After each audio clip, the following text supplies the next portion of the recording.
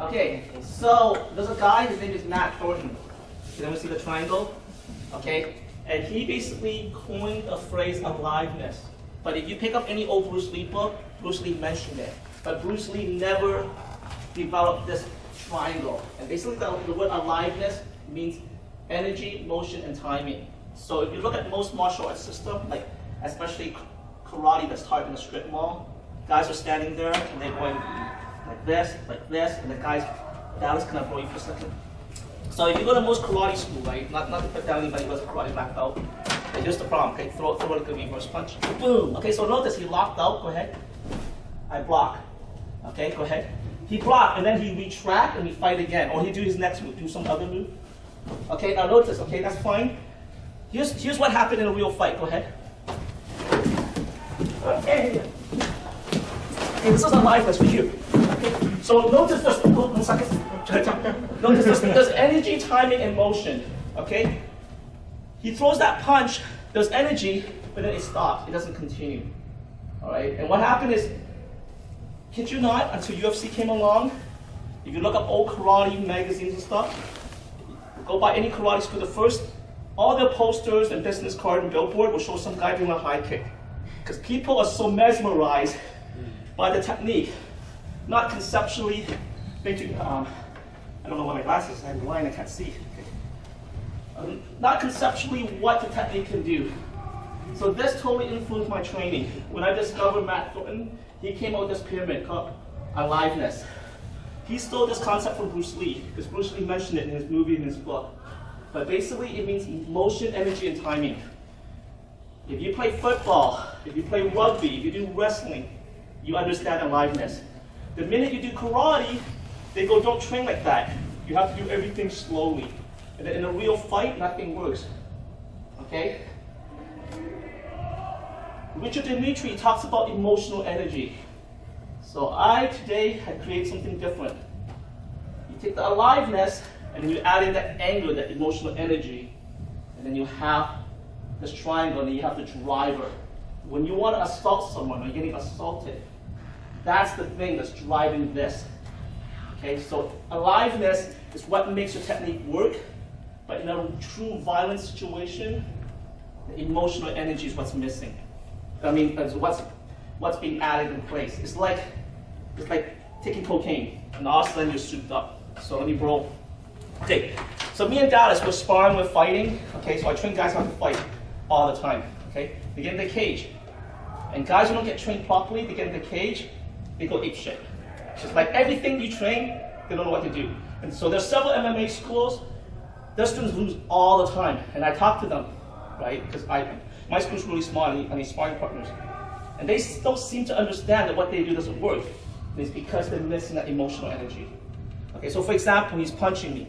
Okay, let's just throw overhand. Okay, overhand's the most common punch in a street fight, whatever, because it's been wired in our brain for millions of years. We pick up a rock, we hate our neighbors, we throw that rock. It's mentioned in the Bible, right? It talks about it, okay? You go to Palestine, the Middle East, you know, the Palestinian kids are throwing rocks at the Jewish soldiers all day long. It's wired in us. You can do it from day one.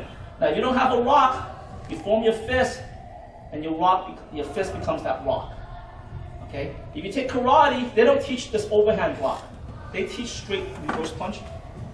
They teach this. And then maybe when you get a black belt, they'll teach the overhand block.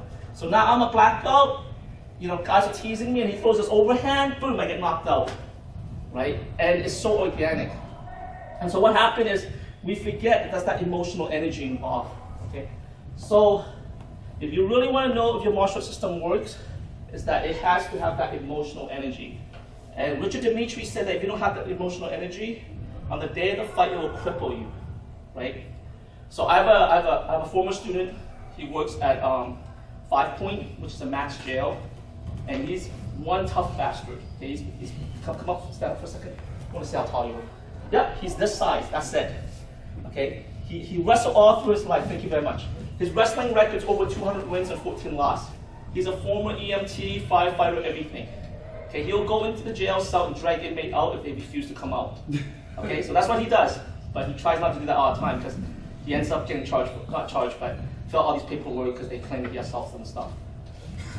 It's true, right? You know, if someone doesn't want to do what you do, what do? You say please like 1,000 times? No, right? So anyways, his first MMA fight, okay, he had to work the next day. And I told him we had to drive to Pennsylvania. And I said, listen, you're not going to go to work next day. I said, it's going to be the most craziest thing you ever done in your life. And he didn't believe me, right? And I said, if we drive home that night, I will do the driving. And even then, you won't sleep.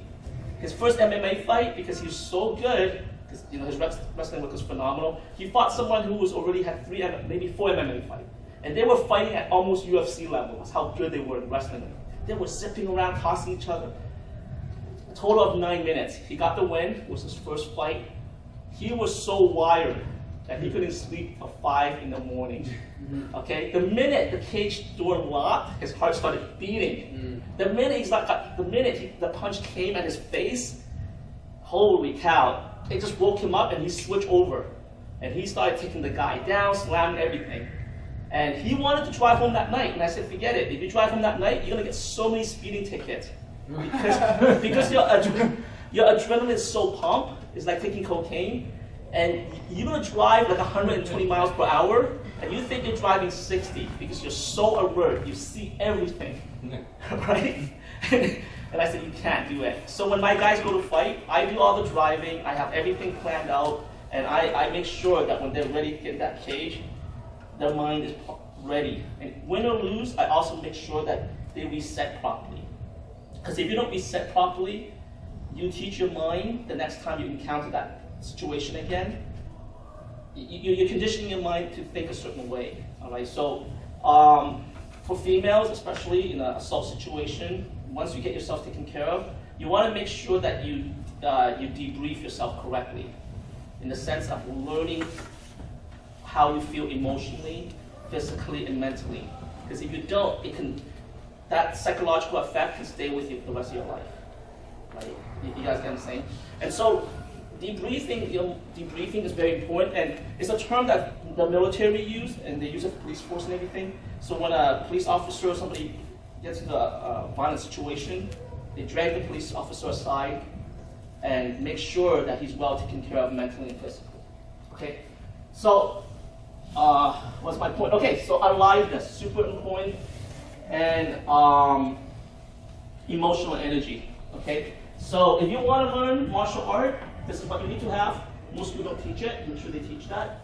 They will come out and say it. Okay, but you want to watch for that. And then if you really want to take your martial art training and apply it in a street fight or such a situation, you got to apply the emotional energy. And you can't do it all the time because it's so taxing. But if you are a police officer or whatever, you got to make sure you train it every so often so that you're not afraid. One side